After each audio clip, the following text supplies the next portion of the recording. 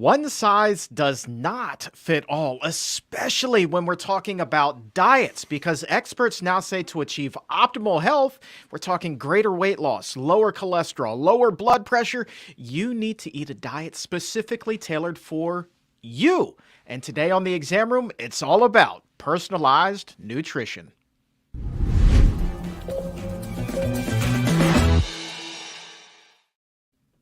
Hello, my friends. Welcome to the Exam Room Live, brought to you by the Physicians Committee. Hello. I am the weight loss champion, Chuck Carroll. Appreciate you raising your health IQ with us coast to coast around the world in more than 150 countries, making this one of the most consumed nutrition podcasts anywhere on the planet today. And today, we are talking about personalized nutrition because what we're learning is that everybody responds differently to food. And because of that, there is a growing chorus of doctors who say that diets should be like DNA. Nobody should have an identical one. And in fact, eating a one-size-fits-all diet may put you at an even higher risk for long-term health challenges. Maybe it's allergies, maybe it's heart disease, maybe it's diabetes, maybe it's cancer. It could be any number of things, these conditions that are caused a lot of times by our diets. So the question then becomes, how do we know what diet is right for you? Well, it's time to nerd out on nutrition, and the best way to nerd out is with our best friend, our gastroenterologist and two-time New York Times bestselling author. He brings the science and know-how the only way he can. Dr. Will Bulsiewicz is back with us today, and if you have a question for Dr. B, post it in the comments or in the chat, and we will get to as many as we can when we open up the doctor's mailbag. And all right, I crafted this one especially for, oh boy, look at this. All right, he brought the sunglasses because this intro is hot, Dr. B. Here we go. And with that, we welcome the man in the shades, our buddy, the innovator of the epic dump, the ruler of the throne, the king of the courtesy flush, and the man who, despite talking about going number 2, is number 1 in your heart. He passes gas with class because he is the Gut Health MD. With that, we welcome Dr. Will Bulsiewicz. How you doing, sunglasses? I'm doing great, Chuck. Thank you for that amazing intro. I can't even keep up with how amazing these intros are that you're doing. So the best I could do is throw out some shades and try to be cool. That's all I But now we'll go back. We'll revert back to normal form here. Super cool. Summertime, beach time vibes. I'm feeling good about it. So personalized nutrition, that's something I'm feeling good about talking about here today. We talked about that a little bit recently with you on the show. We got a lot of questions and we're saying, well, we need more follow-up on this. So in the intro, I was talking about greater weight loss, lower cholesterol, lower blood pressure, better sleep even. I mean, all of this comes with a diet that is tailored to the specific participants in the study that you and your colleagues at Zoe were a part of. How critical is personalized nutrition to a person's overall health in your estimation? Okay, well, I think this is a topic worthy of us actually breaking it down, Chuck, because people are going to be hearing about personalized nutrition. You probably already have heard about personalized nutrition. It's a trendy topic. Naturally, we all want this, right? We all want to find the diet that most fits our personal unique biology. Just because, I think that the issue from my perspective, speaking as the medical director at Zoe, I don't think that we can sit here and say, oh, personalized nutrition is this thing that works and every personalized nutrition program is the same and they all work. We can't say that. The key is the randomized control trial. And that's what you're referring to, Chuck. And I just want to basically shine the light on that for a quick moment to say that at Zoe, we have been publishing research. We started doing research in 2017. We didn't even launch our product until 2020.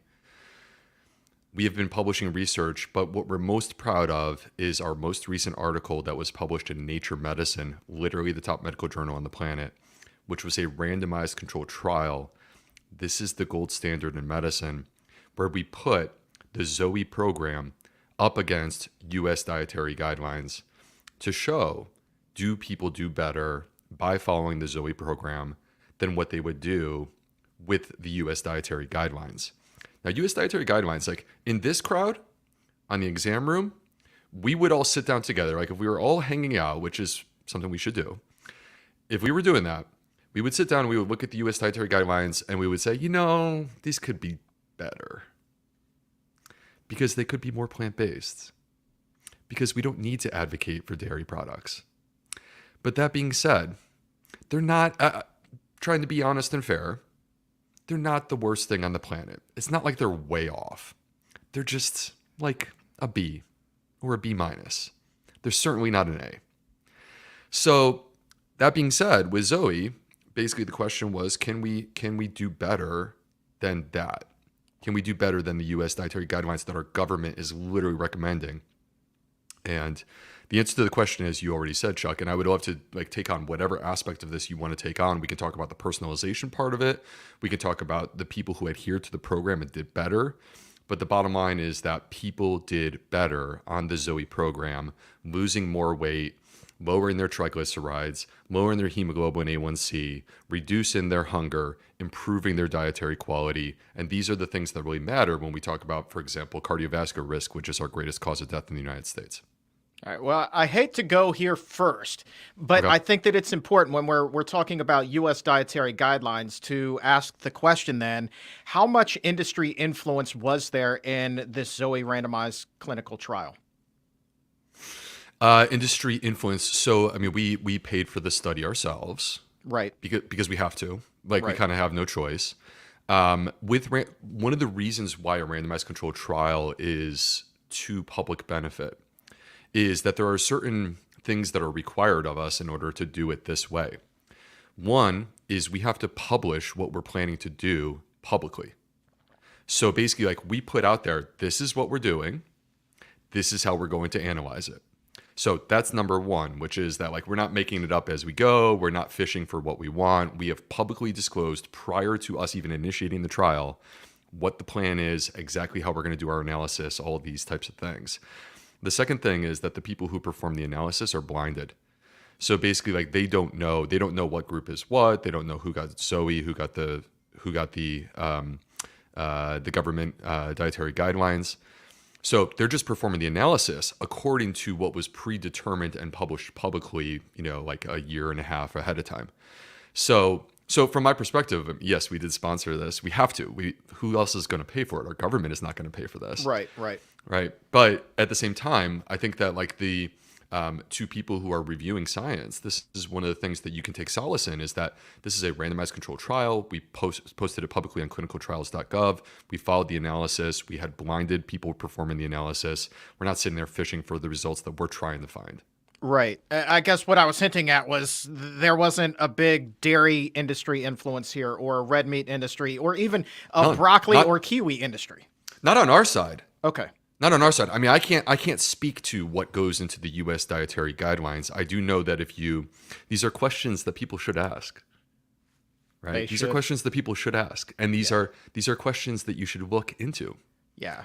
And you actually don't have to look very far to find answers. You just have to look. They're right there. Yeah. Yeah. We've done shows on this. We have another one coming up very soon on dairy's influence on a bill that's currently working its way through Capitol Hill. Just amazing.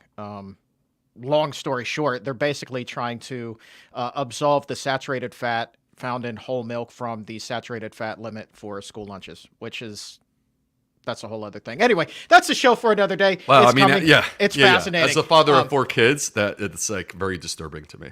Hugely disturbing. So let's talk more about personalized nutrition. Let me ask you kind of a fun question for somebody who's brand new to this concept. Yeah. Basically, when we're talking about personalized nutrition, are you saying that, say, if somebody eats a kiwi, I know how much you love kiwis. If somebody were to eat a kiwi, their body is going to react much differently. Their microbiome is going to react to it much differently than another person, even if both individuals are relatively fit. Yes, this is true. And by the way, I took off my glasses because there's someone who's following us who said, take off the glasses, please. Now, I don't know if that was directed at me or you, Chuck, but I was like, you know what? I'll do my part. I'll take off my glasses. I'm going to have to put them back on in a moment because this is what I use to be able to see what you all are saying in the comment section. But anyway, yeah, so the interesting thing about this, and the reason why personalization I think is very relevant, is because you can feed 2 people the exact same food and get 2 very different responses. And by the way, this extends to identical twins. And we know this because we actually tested this. So it's called, these are the studies that we initiated back in 2017. They're called the PREDICT trials. And part of what we did is we took advantage of the fact that our founder, his name is Tim Spector. He's a very famous scientist, one of the top 1% of most published scientists on the planet. What he's really known for is he built the world's largest database of twins in the UK.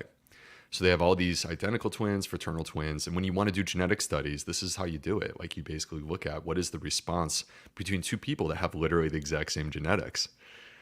So, and you can do this, and you can feed the exact same food to people that have the exact same genetics. They're identical twins. By the way, in the vast majority of cases, I would imagine that the majority of twins are raised in the same home, have consumed a similar diet in their childhood, engaged in somewhat similar activities in their childhood, had the same sort of housing structure, right? Like, these are factors that impact the microbiome. So anyway, despite these things, when you do this, you can get radically different results. So then the question becomes, what is it that determines our response to individual foods? And we actually publish these results. Again, this is Nature Medicine. I think we have 3 publications in Nature Medicine, and Nature Medicine is literally the top journal on the planet. Like, there's not another journal that I would prefer to get into. This is the one. We have 3 publications in Nature Medicine. This was in June of 2020. So anyone who's interested in this, just type in Zoe, June 2020, Nature Medicine. You can look up this article. And basically what we showed is that you can determine what your blood sugar will be after a meal using specific factors. One of them is the microbiome. You can determine what your insulin response will be after a meal using specific factors. A powerful one is the microbiome. You can determine your blood fat after a meal. What predicts that?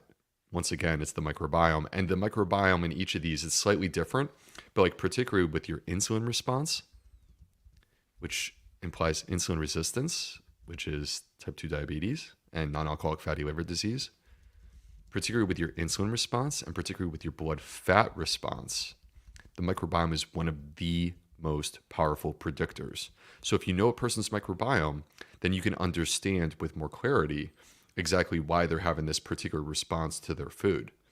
And this explains a lot of these differences that you see between twins. That's fascinating to me. You live so similarly. You eat probably a very similar diet as well, and there are still these differences. One of the things that also jumped off of the page at me, and I know that when you all put out the press release for this, Zoe did, you touted this too, is that people who were eating these personalized diets, I think one of the biggest upsides for it was the fact that people were satiated, or in lay terms, less hungry. And everybody knows, man, like, when you go on a diet and you're always hungry, you are doomed. But that was not the case here. Why do you think that was? Okay, so yeah, let's unpack this. This is actually my favorite finding from our study. So, and it's like in the details. Like, you wouldn't see this in the abstract. You have to dig into the details to really see this. But people who followed the Zoe program had significantly less hunger, so they were feeling more full. Yet, people who followed the Zoe program, they lost more weight, and their waistline shrunk substantially more. Okay, and if they followed the program even more rigorously, like if they were really invested into following the Zoe program, actually their hunger was even less, and they lost even more inches off their waistline, and they lost even more weight. Now, this is like a paradoxical phenomenon. What the heck is going on here? Because how is it that you would actually be less hungry and yet simultaneously be losing more weight and shrinking your waistline? Which, by the way, let me say real quick, the waistline one is important. The reason why this is important, it's not just a vanity thing. It's not just whether or not your jeans fit you, which, of course, Chuck, I always love when you pull out your jeans and show it to us in the crowd. But this is also visceral fat. Okay, so our waistline is indicative of visceral fat levels, and visceral fat is the most dangerous fat. That's the one that makes us metabolically unhealthy. If there's one type of fat that we want to lose, it's the visceral fat. And visceral fat, by the way, is not fat that's on the surface of your skin. It's the fat actually that's underneath, covering your intestines. So when people shrink their waistline, they're improving their metabolic health by eliminating visceral fat. In order to accomplish this, you have to get into a calorie deficit. So the fascinating thing is that people were eating, feeling more full, in a deeper calorie deficit because they're following this program. How do we explain this? Here's what it is, Chuck. Again, this is in the details, and you kind of have to pull it out. I mean, I think part of it is like, this is how I, pull interesting findings out and communicate them. I think the key was actually calorie density. So calorie density basically means that if I give you 100 grams of food, how many calories are you going to have in those 100 grams of food? And if it has lower calorie density, what that means is you can eat more. Like, it weighs more, but you can consume less calories. And then this can trigger the satiety hormones like GLP-1, which is the Ozempic, that make you feel full. That's how you get yourself into a calorie density, a calorie deficit, by having less calorie density. And so to me, this is like a quite compelling and fascinating thing. And I think it's ultimately what it comes down to is people are eating more plants, Chuck. Yeah. So you can, are you required to do personalized nutrition to eat more plants? The answer is no. And this is something that we're big on at Zoe. Like, we're not saying that there are people, like, there's no such thing as a person that we tell them that the key to their health is more red meat. It's never happened in the history of Zoe, right? When you increase the plants in your diet, it's a lower calorie density. You activate those satiety hormones. You feel fuller. You have less hunger. You also have other benefits like more energy. And you lose weight and you shrink your waistline and you protect yourself from long-term metabolic disease. It's a beautiful thing. And I can't believe you got through all of that without dropping an F-bomb on us using fiber. Like, obviously you eat more plants, you're eating more fiber. How much does that play to the overall satiety here? I assume that that's kind of just like the roundabout way of what you were just saying. Well, yeah, because the key, it is the fiber. Is it just the plants? Is the fiber a measure of plant-based intake? In some ways it can be in certain cases, but in this case, I think it is the actual fiber, because here's what we know from mechanistic studies. These are more like sort of laboratory-based studies, where what we have shown is that fiber comes into contact with gut microbes. The gut microbes release short-chain fatty acids. Like, this is the entire premise of my book, Fiber Fueled. And those short-chain fatty acids are what stimulate the release of these gut hormones. We call them incretins. It stimulates the release of these gut hormones like GLP-1 and peptide YY. So now, another thing real quick, Chuck, that's kind of interesting as we're talking about all this. The Zoe program, people were consuming more fat, believe it or not.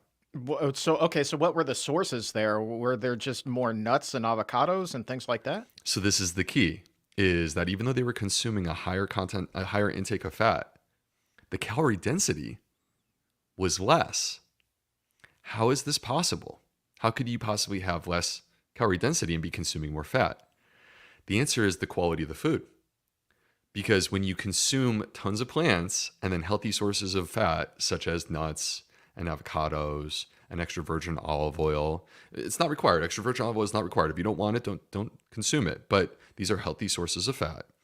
And when you consume these things and then you combine it with a whole bunch of plants, you actually can drop your calorie density even though your percent fat went up, compared to consuming ultra-processed foods, which is what Americans are doing. Where do you weigh in on the olive oil debate? That is definitely something that is just raging.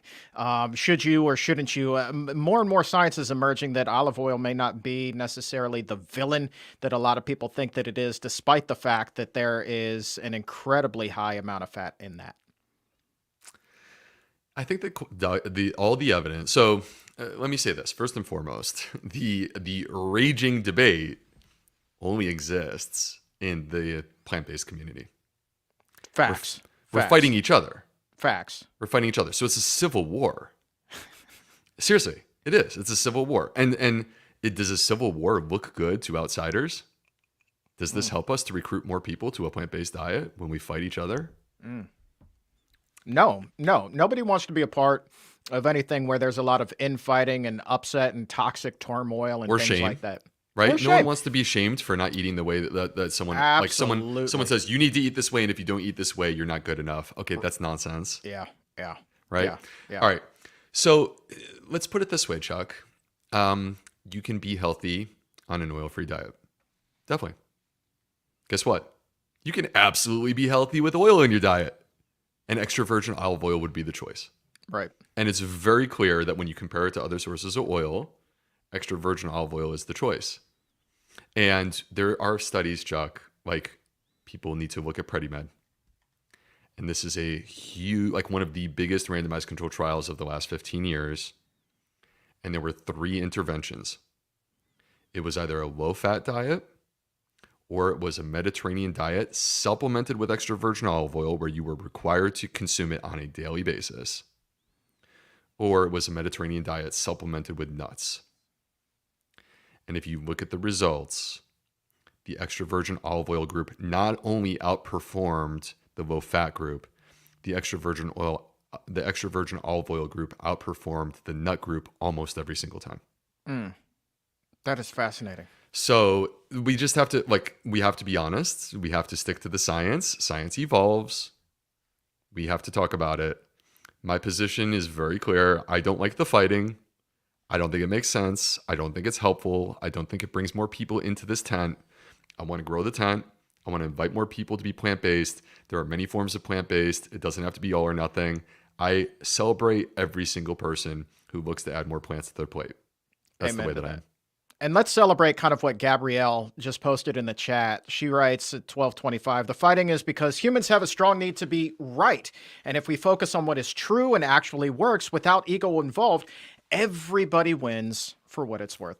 Gabrielle, I couldn't have said it any better. Sage words of wisdom right there from Gabrielle. Amen to that. Gabrielle, tweet of the, well, that's not a tweet. That's just a post of the day. Dropping it in the Tweets don't even exist anymore. I know. What are they? X's? I don't know. What? I don't know. Why does that guy like X's so much? I don't his son know. is Xavier. I think he bought the X-Men franchise. It's just a whole thing. I don't know. That's another show. But that's what that is.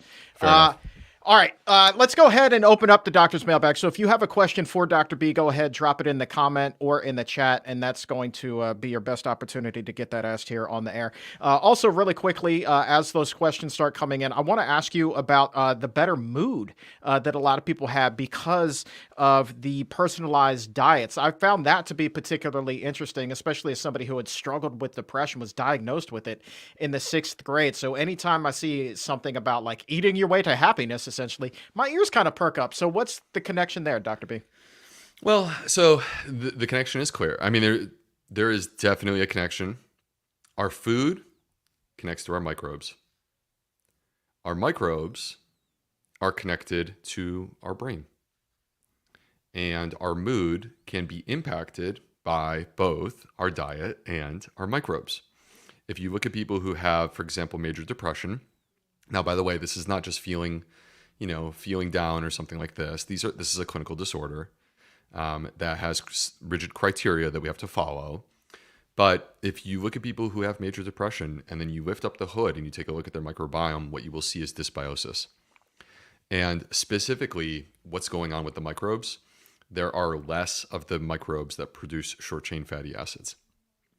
All right, so they're missing the microbes that you get from consuming fiber. So that's interesting when we take that information that I just shared and put it into the context of what was discovered in the SMILES trial, which is where we're talking about the Mediterranean diet again, where they took a plant-based, like basically plant predominant, not plant exclusive, but plant predominant Mediterranean diet, and they gave it to people who had major depression. And what they discovered is that those people achieved an improvement in their disease that was on par with what is achieved with medication.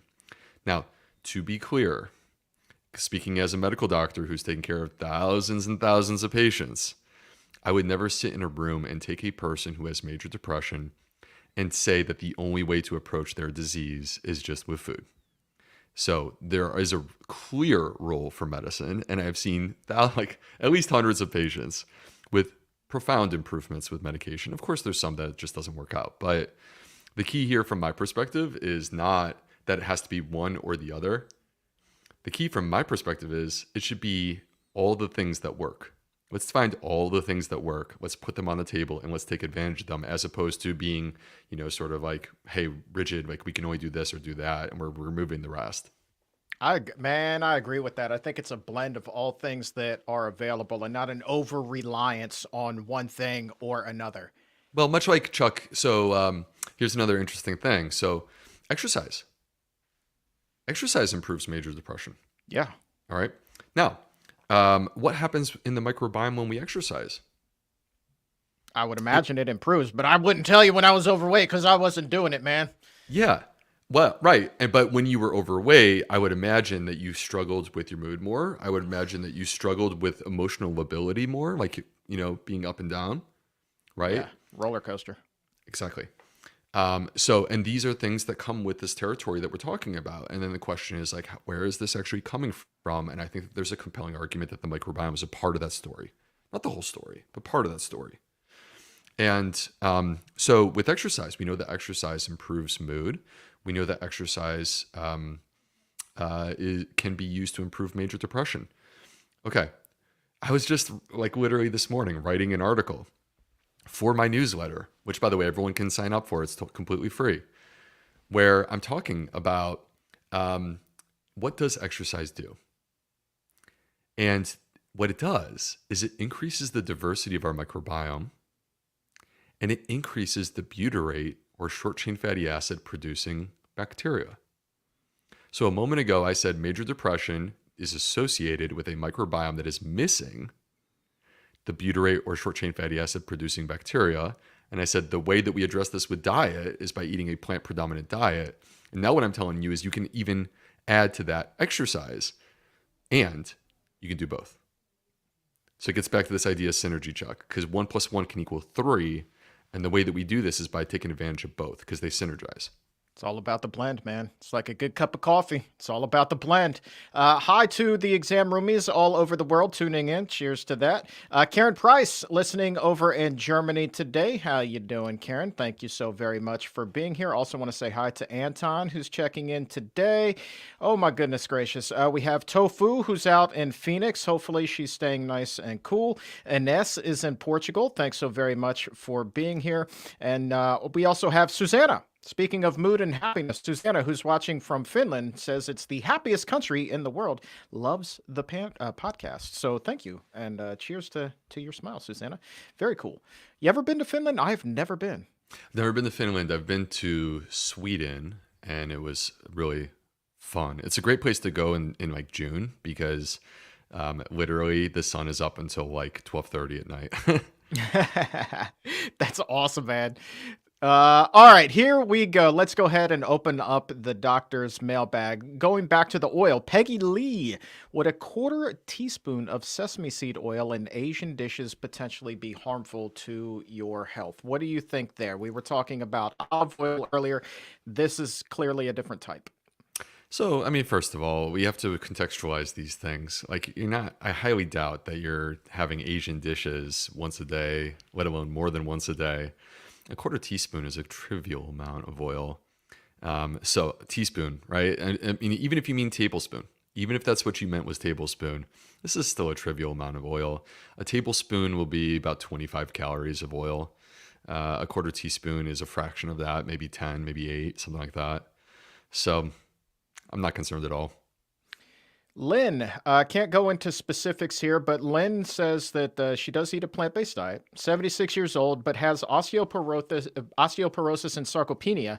Says, is it true, though, that I need to eat small amounts of meat? What do you No. think about that?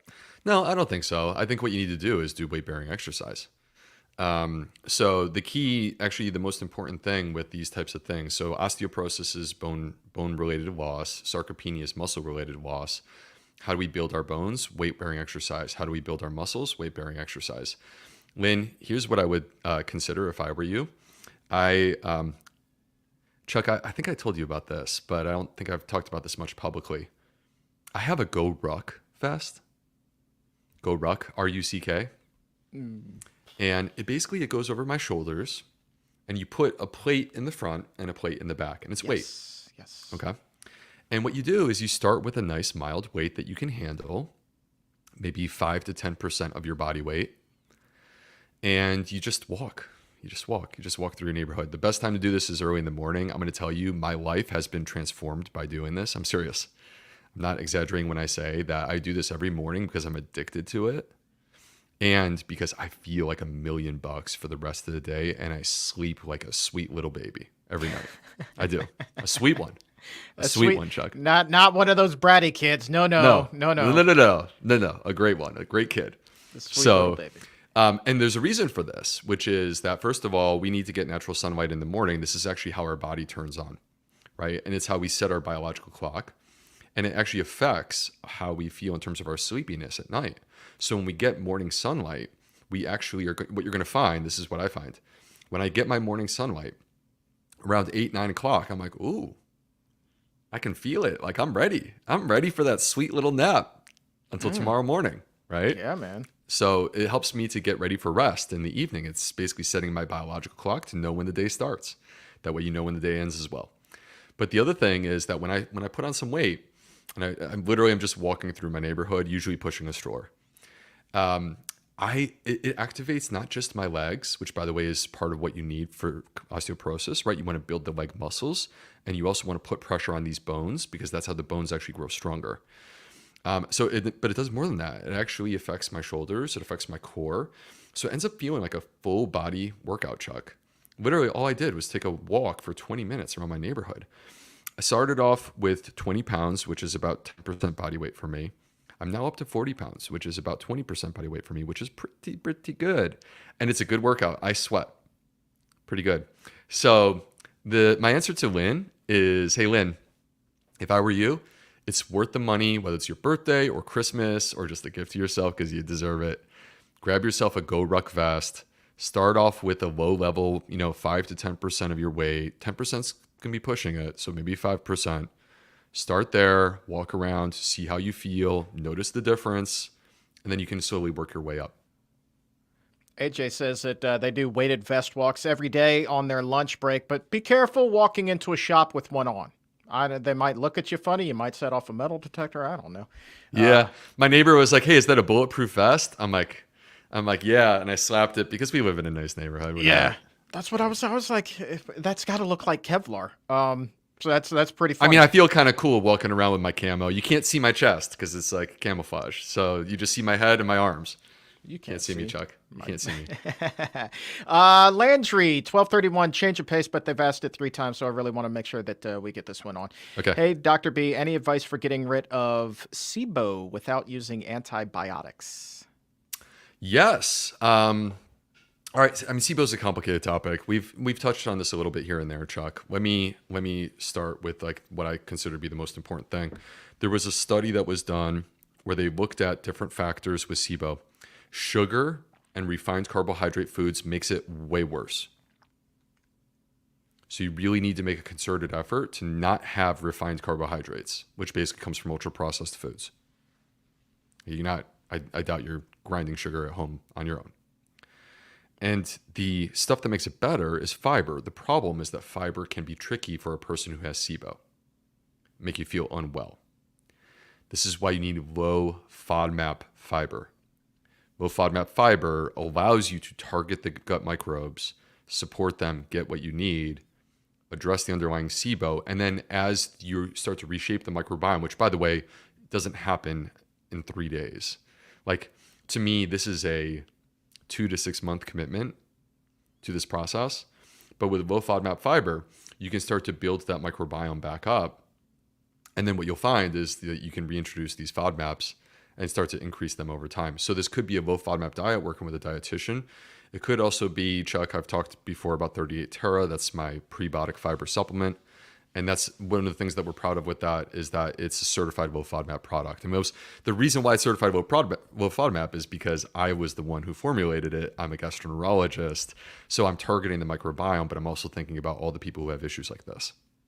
Outstanding. Have you heard from people using 38 Terra? And we'll talk about that because I know that there have been some big time updates since the last time you were on the show. But have you heard from people with SIBO who may have used your product and seen some benefit?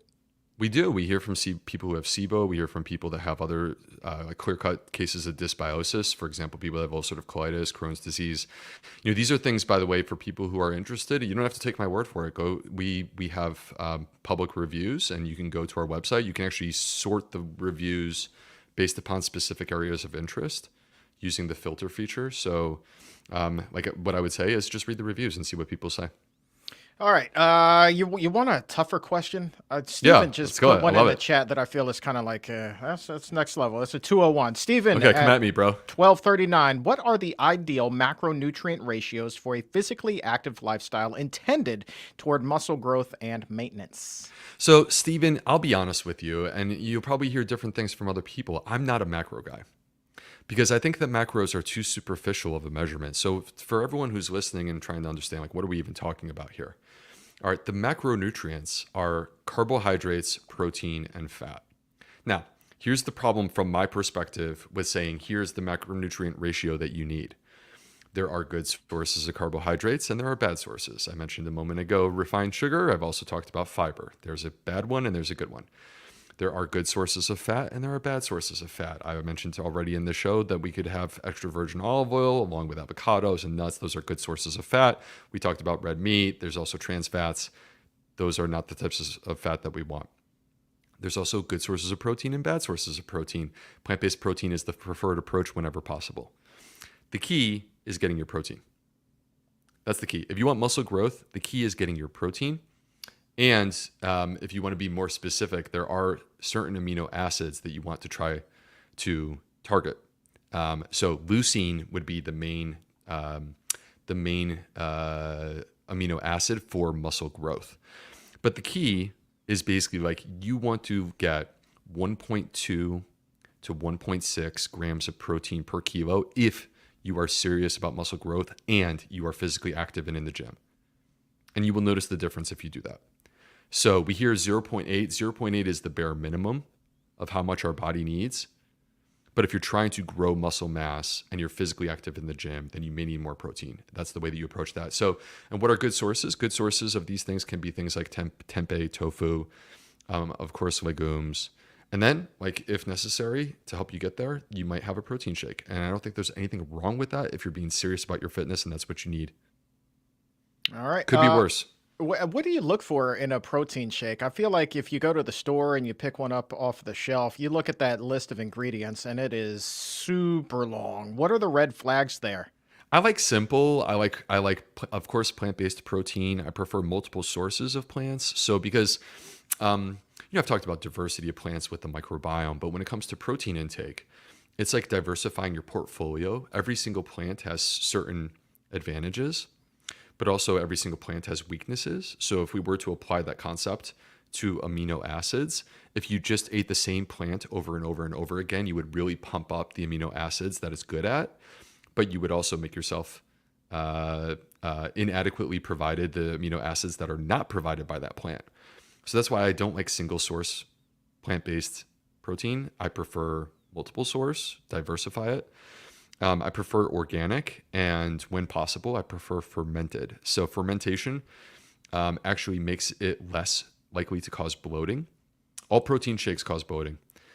Fermentation reduces the bloating impact, and it also enhances the absorption. So that's what I look for. Ideally, organic, plant-based, multiple different plants, and when possible, fermented. Switch gears. We got time for a couple of more here. AJ 1232. We haven't talked about stress yet, and that's what's on AJ's mind. What does stress chemicals do to the microbiome, both short and long term?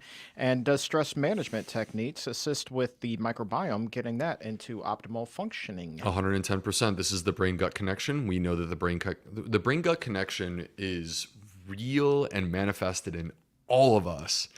And you can see it when, for example, you're about to go and pretend that you're 20 years old and you have to speak publicly for the first time. What happens? You get a pit in the stomach, and then that pit starts to grow, and maybe you feel a little bit nauseated, or maybe you start to get cramps, and they come in waves, and they are intense, and they fold you over, and then you have to go to the bathroom, and you have urgent diarrhea, or you get constipated. You back up. You are manifesting your stress in your gut. This is the brain-gut connection. That is actually literal proof of the acute impact that our emotional state, meaning stress, can have on our gut. All right. But there can also be the chronic impact. The chronic impact is chronic stress, which could be the result of trauma. right? Or it could be something else. But for people who have trauma, that stress is perpetually there. It's an engine that's always driving, and it's suppressing the gut microbiome. And I've seen many of these people, Chuck. I'm quite sure you've heard me talk about this, but I would imagine that the audience here hasn't always heard me talk about this. I've seen many people where it's like they do all the right stuff. I've like seen people who literally, they would come into my office and they would say, I've read your book, I'm eating more fiber, diversity of plants, I'm exercising, I'm doing it all. And the realization eventually is that it's not what you eat that matters. It's actually the realization that it's your emotional state that's holding you back.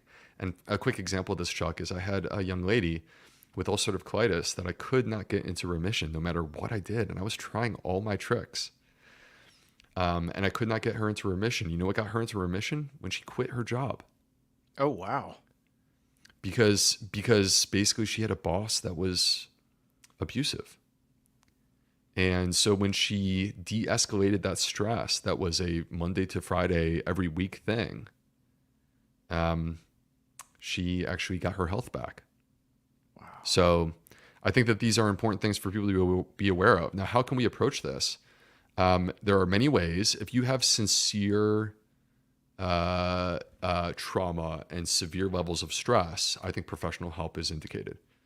But on a more mild level, yoga, which has elements of stress reduction, has been shown to improve irritable bowel syndrome. Box breathing, where we breathe in through our nose for 4 seconds and then out through our mouth for 6 seconds, because you're trying to push that air out. Box breathing has actually been associated with improvements of constipation and irritable bowel syndrome as well.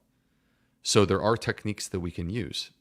Like I said, if you get outside and you get sunlight and you take a walk and you exercise, these are things that help also. Yeah, that box breathing, that sounds like a diaphragmatic breathing exercise. Yeah, same thing. Yeah, exactly. Yeah, synonymous. AJ, by the way, couldn't let the day pass without also giving him a shout out. He came strong with his own intro. He was inspired by the start of the show, and he says, "Greetings from Scotland. I never get to see the Prince of Poop, the Sultan of Stool, the Maestro of Microbes, and the Captain of Colon. Live on the show, legend." That is You're the legend. AJ. You're the legend, AJ. I love you. That is well done. You're my brother. That is well done, sir.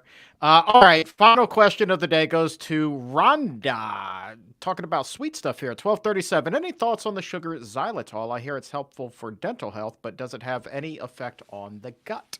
What say you, Dr. B? Well, in a perfect world, Chuck, we should be striving to reduce our intake of artificial sweeteners, and that includes xylitol. There have been some recent concerns about xylitol. Now, these are association studies. It doesn't mean that xylitol is actually causing the issues that they've been associated with, but there's concerns that it may increase our cardiovascular risk. Is it true? Is it not true? We simply don't know, but there is a signal there. And I personally think that we need to take that signal seriously. So, I mean, we could dismiss it. We could say that study's nonsense. It doesn't mean anything. But do you know that? Or is this the first study to give us a signal that we are going to find more? Right? And bear in mind that these conditions, these health conditions that take years to develop, there's never going to be a randomized controlled trial that proves that xylitol does this or doesn't do this. It's never going to happen. So the best that we can do is to take these signals and take them seriously. So is xylitol the worst thing on the planet? I don't think it's the worst thing on the planet. If you have it in moderation, am I particularly concerned? Not really, but honestly, we're better off without it. So from my perspective, we should be looking for natural sources of sweetness, natural sources that come from whole foods. Or this show. 2 natural sources of sweet right now talking to you, for the past 44 minutes. Absolutely. All right, man, let's talk about big things happening over at 38 Terra. Little Birdie, and by Little Birdie, I mean your newsletter, informed me that, hey, if you have been really trying hard to get your hands on some of the good stuff, you can actually do it a lot easier now. What's up, man? Yeah, I'm pumped.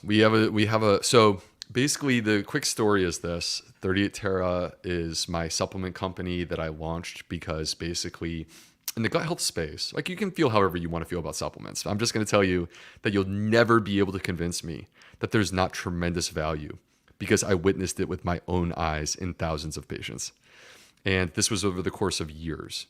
So basically dating back to like early 2010s, I was treating people with supplements as a part of my plan that also included diet and lifestyle with amazing results. But I always felt like they could be better.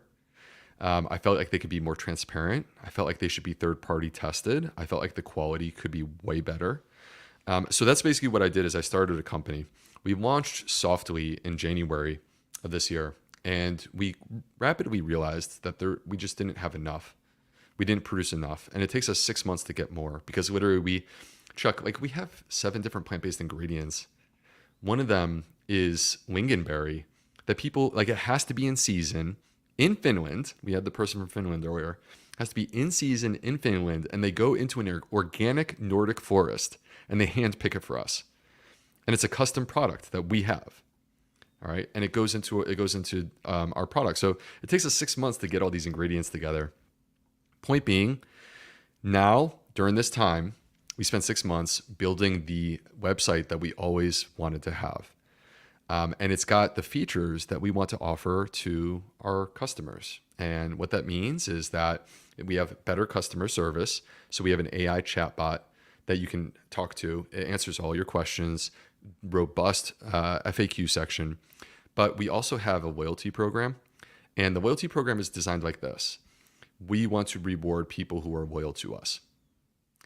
If you become a routine daily microbiome nutrition customer, you will save somewhere between 10 to 15% going forward. So if you take the normal product and you subscribe, you save about $8 on shipping and handling. You save $10 in addition to that. So it's $18 every single month. And if you're in the loyalty program, which is easy to sign up for, you can add an extra 10 to 15% to that. So it basically drops the price substantially. So anyway, we launched our brand new website that has all these new bells and whistles that we're super excited about. It's a quite beautiful website. It has some really great information. You can also, if you've bought the product, download your safety report. We test every single batch for more than 100 unique chemicals, and we share those results with you directly. That's amazing. And Ines in Portugal, what's up, Ines? We are coming to the EU. We are coming to the UK. We are coming to Canada. And the only reason that we're not there now is because we have to go through the regulatory process to get there and do it properly. Because when I first launched in January, you could order in like Portugal, for example. The issue is that I think we have a phenomenal product. I mean, look at the reviews. We have a phenomenal product that helps people, but we had bad service. And I'm not going to sell a great product with bad service. I want a great product with great service. So we had to shut it down. We're going to get it fixed, get it right, and we're going to come to the EU, Canada, the UK, hopefully early 2025. That's what I like to hear, man. That's what I like to hear. And the flavor is great. The reviews are outstanding. And I would not, honestly, have anybody on talking about their product if I personally was not also a believer in it. So my hat's off to you, my man. And real quick, Chuck, someone mentioned that it's expensive, and that's perfectly fine. I mean, this is like to each their own, right? Like how you choose to spend your money is your personal choice. I would never try to sway you one way or the other. But I would say there's 2 things to keep in mind. One is that these programs that I just mentioned, where the price drops substantially through subscription that you can cancel at any time, and by the rewards program where you get an extra 10 to 15% off of that. But the second thing is that this is actually less than the price of a cup of coffee. So if you care about your gut health, like to me, what's more valuable, spending the money on the coffee shop or brewing the coffee at home and having 38 Terra every day? Like that's the choice that people have, and it's how you choose to go about it. That's up to you. Absolutely. And there's a link to the website so you can check out all the product details and things like that. That is in the show description today. So go ahead and check that out. And Dr. B, man, we're going to check you out again next month. I always love it when you're on. These are by far and away our most popular shows. And it's because you are indeed the Prince of Poop, the Pharaoh of Fiber, the Sultan of Stool, and so many other things. The Mac Daddy of the microbiome. You are just the man, Dr. B. Chuck, it's only because you, man. I love you so much. I come on this show. I get to hang out with Chuck for up to an hour. It's the best, man. I love you so much. You're the best. And everyone, let's just give a quick round of applause to this strapping young buck over here, Charles Carroll, who, by the way, also founded the Fiber Field Studio. Ooh, ooh. Can't control my hand. Charles Carroll. Yeah. Charles. Yeah, that's all right. Well, I'll let that one go, William. William Bulsiewicz, MD. Anyway, dude, really great to have you here again, as always. If we didn't get to your question today, have no fear. We will save it. Do our best to get you an answer on an upcoming episode as he takes off his glasses again and puts the shades back on, because the future is indeed so bright, because it's so healthy. He has to wear shades. You're the man, Dr. B.